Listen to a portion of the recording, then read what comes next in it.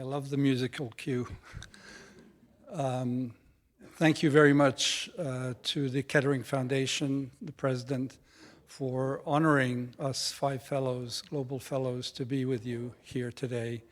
It's very moving and humbling, and after Paloma's words, I just told her I felt all the emotion in her speech, and I think many of us share those emotions. Democracy is being challenged worldwide. We live in extremely difficult geopolitical times. Europe and the world are under the shadow of the brutal Russian invasion of a European sovereign country called Ukraine, a country of 40 million people that is now unfortunately dispersed in many places. Millions of Ukrainians are outside of the country. Expect the unexpected, Hannah Arendt liked to say.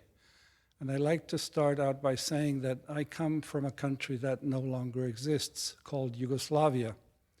It was a country where I was born and bred and lived for 40 years. And being a political and social scientist, I never expected that my country would dissolve and disappear in front of me and become 7 countries. I come now from one of those countries called Serbia, from Belgrade, where I was born, and had to witness something that no one expected in post-World War II Europe. After Nazism and fascism were defeated, after courageous people, with the help of many others, were able to defeat that poison that came upon Europe in the 20s, 30s, and 40s. I was fortunate also then, like many, to be there present at the victory over communist totalitarianism in 1989, when after many decades, we witnessed the unexpected fall of something that seemed an unbreakable system, and yet it crumbled overnight, and many of these countries were able to regain their freedom, their democracy, the rule of law, the freedom of speech, and all the rights that we others had. Yugoslavia was this country in between where we had a lot of freedoms, but we were still a communist country. I came of age, it reveals my age, in 1968 as a student in Paris, and I lived through the famous May uprising of the students and the civic movement. But it was also the year in which the Soviet Union invaded Czechoslovakia on the 21st of August. And I was in Belgrade in front of the Czechoslovak embassy, where Madeleine Albright grew up as a child. Her father was the ambassador there in the late 40s, and witnessed thousands of Czechoslovaks not knowing where to go and where to find refuge. The reason I'm saying this is that we have seen the ebbs and flows of history. We have seen very dark times, and again, Hannah Arendt, one of my favorite authors, wrote about this in a book called Men in Dark Times. Probably today she would say Persons in Dark Times, where people are confronted with the worst of evils and yet seek and find hope. I like Oscar Wilde's quote, "We are all in the gutter, but some of us are looking at the stars." And I think that is what all this is about. I have lived through dark times myself during the Milosevic epoch.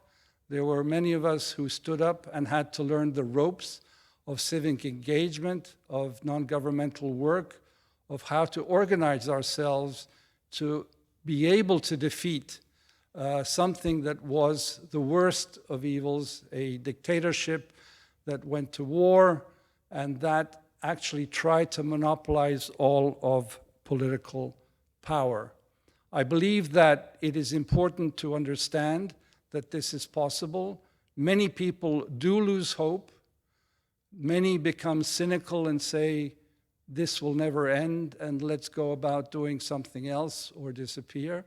There will be people who will leave, who will find refuge elsewhere, rightly so. Nobody's to be criticized for the decisions to make if they leave the battle for freedom and democracy.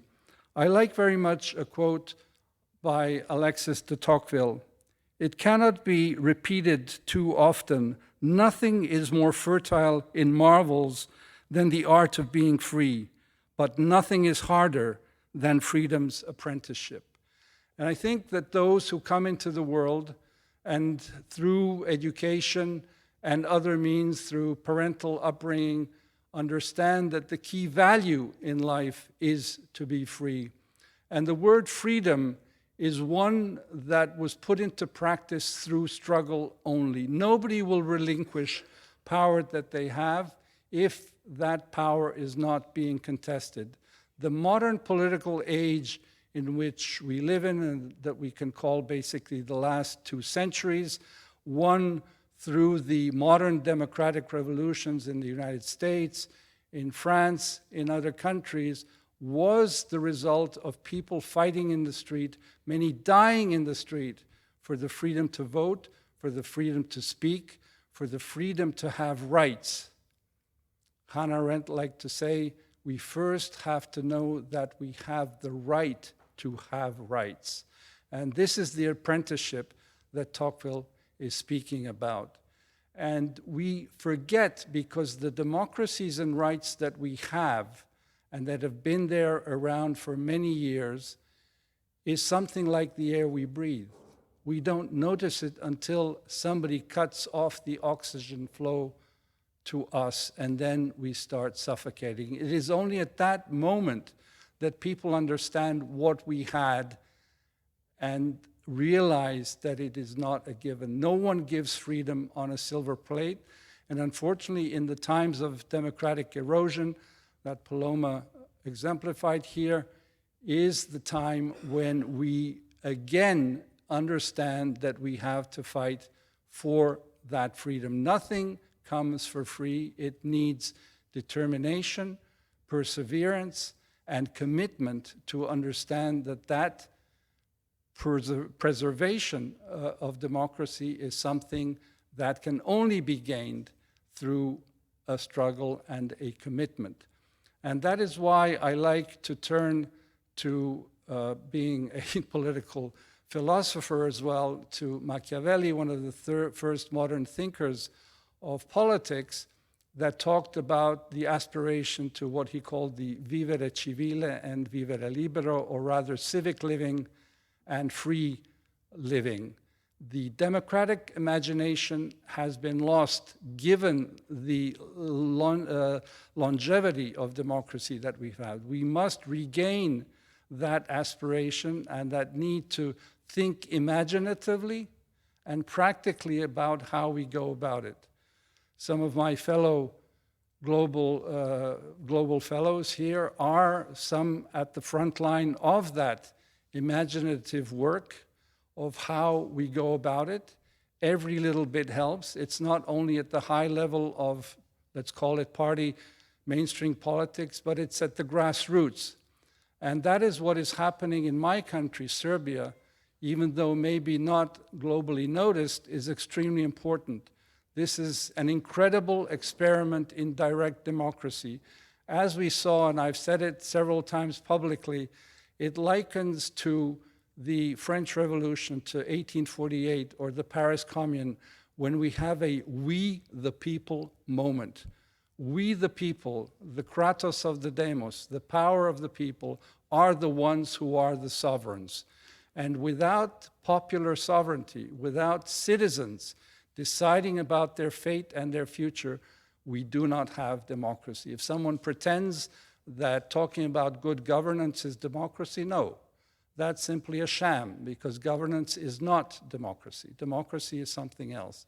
And so these various forms of direct democracy that we have, and I said Serbia is one of the many examples, but an exemplary one that is very important. And if I may, just as we were the demonstration, my former country, Yugoslavia, that no longer exists, the exemplar of the fact that history did not end in 1989 because we went into a brutal civil conflict, an implosion. Just now, with this direct democracy, we may be the harbinger of things to come in other countries where people take their fate into their own hands, fighting authoritarian tendencies and rule and monopolies of power. I'm sure we will be successful in changing the regime and restoring the rule of law, in restoring separation of powers, in restoring checks and balances. And that is why I think it is important that we're gathered here, thanks to you, to discuss these many issues, because we can learn a lot from each other. I don't know whether well, actually I do have 4 more minutes, sorry. I can say a few things because Brad warned me, and I just noticed the clock now. The theme of solidarity is extremely important, and I'm most grateful to you for putting it up here. There was a Frenchman and there was an Englishman who in the late 18th century decided to cross the Atlantic and to come to the United States to help the American revolutionaries rid themselves of the yoke of British colonialism. One was a general called Lafayette, the other was Tom Paine. And these are people, especially Tom Paine, who we can read and reread because it talks about the right to rebel against dictatorial, authoritarian power. The Rights of Man was one of the most powerful texts that became part of the revolution. On a more autobiographical and private note, my father, as a 24-year-old student of architecture, decided to go to Spain to fight against fascism of Franco in 1936-37. With many others, Americans of the Lincoln Brigade and others, they unfortunately unsuccessfully fought in Spain, but learned the ropes of battle. He returned, fought in France as a Czech citizen against the German invasion, and then came back to Yugoslavia, became a partisan commander to fight and win the war against Nazism in 1944. Solidarity, as I said, is extremely important. And if we are able, and not only able, but if we understand what the struggle for the restoration of rights, freedoms, and democracy is about, then we need to understand that solidarity is the way to go. Without it, without the global understanding that South Africa is linked to Kenya, is linked to Serbia, is linked to India, is linked to Somalia and Sudan, and obviously the Middle East and Ukraine, we won't understand how we will be able to regain these liberties that we have. And I will finish with Ukraine. There's been a lot of talk about the post-heroic period because we've been living in democracy and people are not ready to go out and fight, as, for example, my father did back as a student. The Ukrainians are back into a heroic period. And when people say we need to have peace as quickly as possible, yes, we all do.